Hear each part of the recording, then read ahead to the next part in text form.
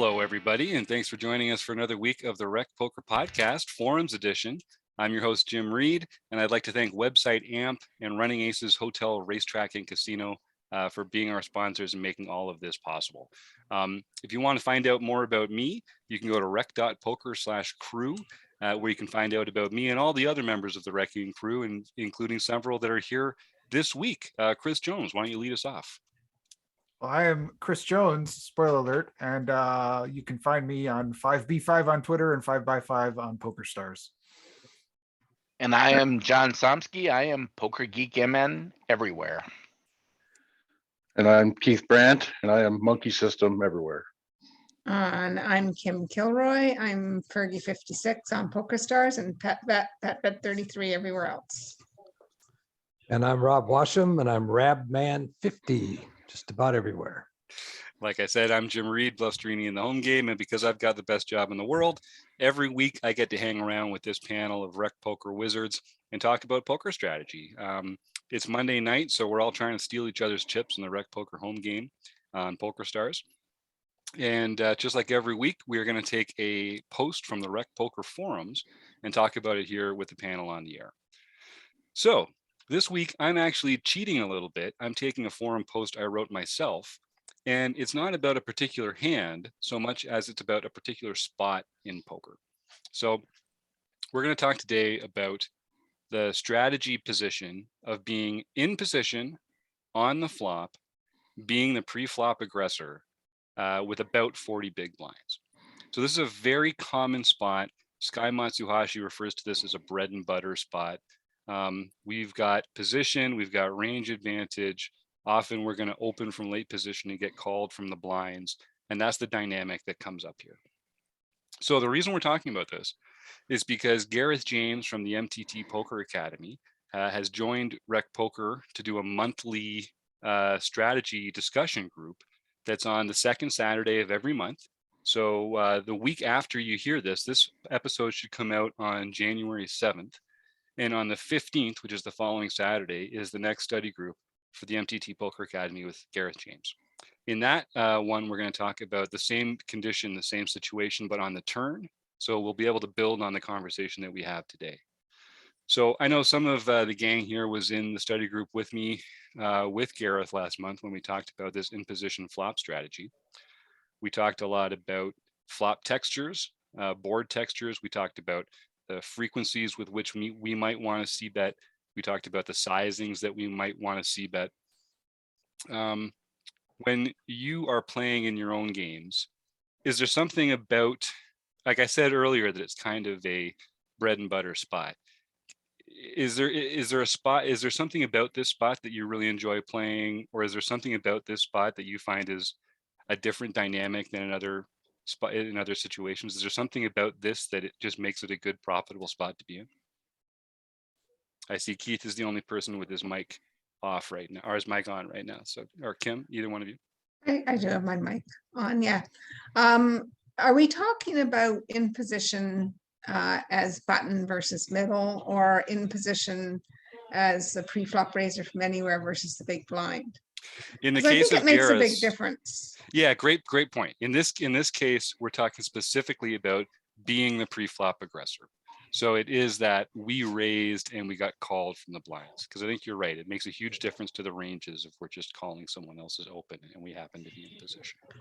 Okay, so we're the pre-flop raiser. So we're looking at, so I mean, that's a great, I always think that's a great time to make some chips versus the big blind on most runouts on a flop. So I would say the ones that I know of that we need to be careful of are flops that have lower than 3 cards lower than the 9, and that have possibilities, especially 2 possibilities of possible straights.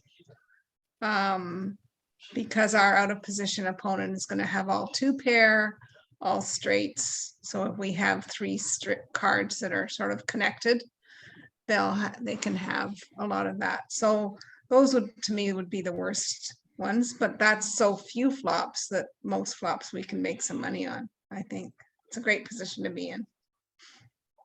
Yeah, you should be c-betting 80-90% of the time. And just depending on the exact flop textures, whether you're gonna bet big or small. Yeah, one of the things that Gareth was saying that was really interesting, I thought, and if you premium members at Rec Poker can come join these study groups, and there's a great forum post here that we're referring to where Gareth breaks down 3 types of boards: rainbow, monotone, and flush draw boards, and then 12 board textures that really help you sort of in your own mind think about the different kind of categories of flop textures and board textures and how some of them are better for your range as the pre-flop raiser, and some of them are better for your opponent's range as the caller out of the blinds, which is what Kim is getting at there. So some of these like low connected flops that come like 7, 6, 5, that's going to interact much stronger with the range from the calling player in the big blind than a flop like ace 10 2 that is just going to be easier to connect with the kind of range that you'd have as the open raiser. So the way Gareth does it, he's got 3 types of boards and 12 different board textures. When you gang are playing, do you break it down that in that many categories in real time, or do you think sort of generally about sort of like wet or dynamic boards versus dry or flop boards, or how particular do you get in how you're breaking them down when you're playing? It's a race. Go ahead, Chris. I mean, yeah, I mean, I definitely do. I mean, I definitely think about the kind of boards that Gareth lays out here, which, you know, have the boards where we have advantage, the boards that are going to change radically. Those are going to influence my bet sizing quite a bit. And then, you know, the other boards that I'm maybe more cautious than I should be, but the ones that I really hate playing in this role are these like the middle of the board, really connected ones, sort of like those 10-9-8 type boards. I feel like those are you know, or even Jack 10-8, those kinds of boards I feel are some that I might choose not to see bet on in certain dynamics. If it's in a player who I think is more capable of pushing back, you know, there's certain big blinds that I think you can just see bet with abandon, and then there's certain ones where you've got to pick your spots a little more carefully. I agree with that, especially if it's the small blind that's called us, because their range is going to be stronger. And also, if we're out of position, I would sort of go along with that as well. But I'm not usually afraid on those sort of as much on those Jack 10-9 kind of boards, because most of the time the big blind's not going to connect with that. But if we've been called by in position by the small blind, they may very well maybe playing cards that connect well with that. Yeah, that's a great point about the calling range from the small blind being a lot tighter than the calling range from the big blind, where you're kind of required to defend more widely, getting to close the action for a better price. So that is something to pay a lot of attention to. Yeah, the small blind has to worry about the big blind behind them. So they're not closing the action. So their range has to be a little bit tighter than the big blind's range. Plus it costs them a little bit more than the big blind to call. I think, you know, we talked about, you know, different range or different textures or flop textures. I think a lot of that informs you how often you're going to see bet that type of flop, and also the sizing that you're going to use. You know, there's some flops that are kind of scary for the in position opener. You know, with possible straights, I think Kim mentioned that. Ones with possible straights, open-ended straight draws, flush draws, and things like that. So there's a couple things that you can think about. One of them would be, yeah, I want to see bet this flop, but I'm going to see bet a little bit smaller. Because a lot of people are going to be pretty inelastic, and they're just going to fold regardless of the bet size if they've totally whiffed or totally missed.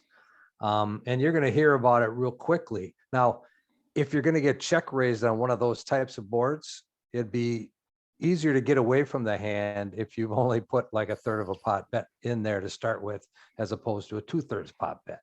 So not only the frequencies, but you also look at the bet sizing that you would use that on those potentially scary flops. Yeah, whenever I'm thinking about that, I always feel like if I'm betting, the more of my range that's betting, the smaller the bet should be. And so in spots where I'm choosing to check behind with more hands, I should be betting bigger, even though my range that bets is still a balanced range. It's just it's a smaller range. So that we won't get into exactly the one-to-one math on that, but it has more to do with your opponent's range than it does necessarily with your own and how they're going to respond with the combos that they have available to them. So I guess one thing also, we talk about this being in the framework of, a solver versus a solver. So if your opponents aren't continuing in the way that a computer might, or if they're not responding to c-bets in a way that a computer might, like most opponents, that would affect your own choices for how often to c-bet or to what sizes. And I think people should always exploit their opponents and should just use GTO as a place to get started. So is there something about the games that we're playing in that would make us more inclined to c-bet at a higher or lower frequency? Like, I always feel like the populations that we play against tend to raise as a bluff less frequently than would be perfectly optimized to do. So I'm generally comfortable over folding versus population in spots like that. Would that affect anyone on the panel here? Would that affect your decision to c-bet in certain times, or the sizing of your c-bet, or anything like that? How do you exploit players at our level with your c-betting?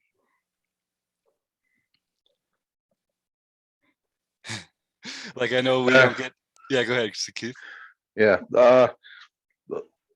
If you got people that are not going to 3-bet you enough, then, or if they're not going to 3-bet you, basically not 3-bet enough, then you'll want to c-bet more because you'll get more folds. You'll want to, especially with your bluffs. Yep, that makes sense. Yeah, there's a lot of times you can see bet like just one big blind or just 20% of the pot and they'll fold, and you can be exploitative because you can bet larger when you actually have a good hand, and they're going to call you or going to either way, like, so they're going to call anyway or they're going to fold anyway. So And another thing I've noticed quite a bit is you have some people who've heard that you're supposed to c-bet a lot, so they'll call it you 100% of the time just because they don't believe you, and then you could exploit them by c-betting and then barreling on the turn big and getting them to fold, because usually the turn is their street of honesty. With some people, the river is their street of honesty. With most of them, the turn is. Nice, I like that. That's exactly correct. And I think that's something that you can, apply to a lot of people betting smaller on the flop and bigger on the turn. That does good things to your opponent's range. And that's a good technical way to be looking at it. So I know the next time we talk to Gareth is going to be on January 15th. Actually, that's Martha's birthday. How about that? That's a small world. So Martha, yeah, we're going to be celebrating your birthday by talking to Gareth James in the study group here on Saturday. So maybe we can catch you then. We'll be talking about turn texture in position. That's free for any Rec Poker Premium member. So if you can go to rec.poker and sign up there, use the code RECPOKER and get your first month for only $5. You can come and join Martha and the rest of the gang here for our study group with Gareth James, which will be a lot of fun. So we'll take what Keith was talking about there about betting small on the flop with a wide range and then sizing up on the turn to get the most out of our opponents and get some good folds. I do think sizing is really the key piece for this. When you're trying to play in an unexploitable way yourself, using small sizing is a way to save chips. And then generally deviating from it when your opponents are not going to pay attention. It's just a great way to extract max value from them sizing up and over leverage their folds by sizing down. It costs you less when you do it. Yeah, Chris. And the other time I really like sizing up, like on those sort of disadvantage boards. So like, when we're talking about like a low disconnected board, like an 8-3 deuce board, let's say, and we've got a strong holding, or we're just, trying to keep going.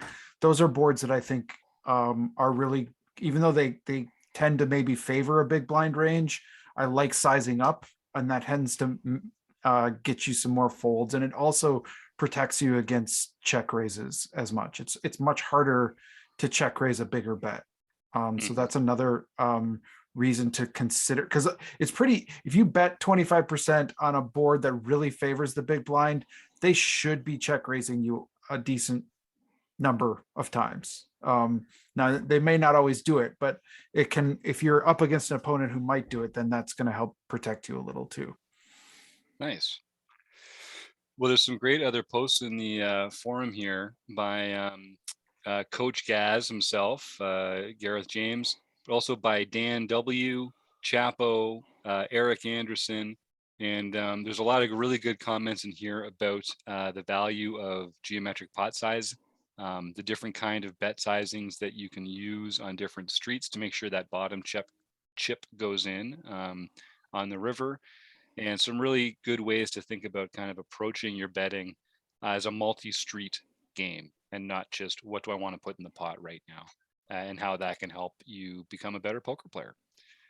So Keith, I think I was going to ask you to talk about your study group, but this is going to come out the day after. I'm sorry, I got the math wrong on the schedule. So unfortunately, I know we're meeting on Thursday, like we do on the first Thursday of every month, Keith, to talk about advanced poker training and your study group. Why don't you talk a little bit about that and how people can join us?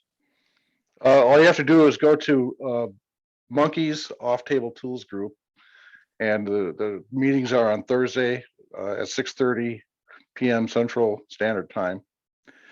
And we'll use advanced poker training. I'm going to share my screen with it because I have a subscription. And then we're going to play Beat the Bots by committee. And the last month it was fun. It was. So we're going to do it again.